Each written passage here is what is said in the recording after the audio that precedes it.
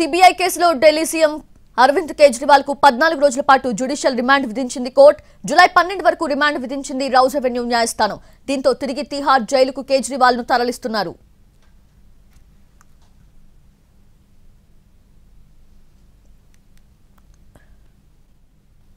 అది సిబిఐ కేసులో ఢిల్లీ సీఎం అరవింద్ కేజ్రీవాల్ కి 14 రోజుల పాటు కూడా జ్యుడిషియల్ రిమాండ్ విధించింది కోర్టు. పూర్తి అప్డేట్స్ తెలుసుకుందాము. మా ప్రతినిధి రాజు ఢిల్లీ నుంచి లైవ్ లో సిద్ధంగా ఉన్నారు. Raju, over to you.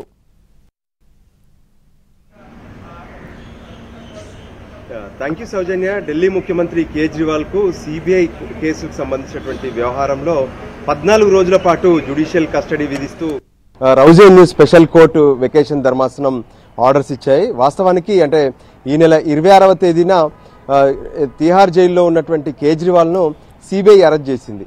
ఏదైతే లిక్కర్ కేసుకు సంబంధించినటువంటి వ్యవహారంని ఒకవైపు ఎన్ఫోర్స్మెంట్ డైరెక్టరేట్, మరోవైపు సిబిఐ ఈ రెండు దర్యాప్తు సంస్థలు విచారణ జరుపుతున్నాయి. అయితే మొదట ఎప్పుడైతే మార్చి 21వ తేదీన ఈడీ మాత్రమే అరెస్ట్ చేసింది. అదే కేసులో తిహార్ జైల్లో ఉన్నటువంటి ఢిల్లీ ముఖ్యమంత్రి కేజ్రీవాల్ ను ఆ తర్వాత సిబిఐ అరెస్ట్ చేసింది. అయితే సిబిఐ అరెస్ట్ చేసి స్పెషల్ కోర్టులో ప్రొడ్యూస్ చేసినటువంటి సమయంలో ఏదైతే ఢిల్లీ లిక్కర్ కేసుకు సంబంధించినటువంటి వ్యవహారంలో కేజ్రీవాల్ కు సంబంధించి వ్యతిరేకంగా ఎన్నో సాక్ష్యాలు ఉన్నాయి. వాటికి సంబంధించి విచారణ జరిపేందుకు, అతన్ని స్వయంగా విచారించేందుకు ప్రత్యేకంగా 5 రోజుల పాటు కస్టడీ కోరారు. అయితే ఫైనల్ గా అటు ట్రయల్ కోర్టుకు సంబంధించినటువంటి జడ్జి 3 రోజుల పాటు కస్టడీకి అనుమతిచ్చారు. దానికి అనుగుణంగానే 3 రోజులు కేజ్రీవాల్ ను సిబిఐ తమ అదుపులో ఉంచుకొని విచారణ కూడా జరిపింది. సో ఈ రోజు మధ్యాహ్నం తర్వాత కేజ్రీవాల్ ను స్పెషల్ కోర్టులో ప్రొడ్యూస్ చేశారు. ఈ సందర్భంగా ఇక జ్యుడిషియల్ కస్టడీకి పంపాలని కోరారు. వాస్తవానికి ఈ కేసుకు సంబంధించి తమకు ఎటువంటి సహకరించట్లేదు. సో ఫర్దర్ గా దీనికి సంబంధించినటువంటి విచారణ జరపాల్సి ఉంది. అందుకోసమే ఏదైతే అటు జ్యుడిషియల్ రిమాండ్ కు పంపించాలని చెప్పి స్పష్టంగా సిబిఐ తమ వాదనలు వినిపించింది. అదే సమయంలో కేజ్రీవాల్ తరఫున కూడా సీనియర్ అడ్వకేట్ విక్రమ్ చౌదరి హాజరయ్యారు. అయితే కావాలనే ఈ కేసులో ఇరికించే ప్రయత్నం చేస్తున్నారు. ఇప్పటికే ఈడీ కేసుకు సంబంధించినటువంటి విచారణ జరుగుతుంది. సో సిబిఐ ఏదైతే సుప్రీంకోర్టులో తమకు బెయిల్ వచ్చేటటువంటి అవకాశం ఉన్నటువంటి క్రమంలోనే కావాలనే అడ్డుకునేందుకు ఇటువంటి ప్రయత్నాలు చేసిందని చెప్పారు.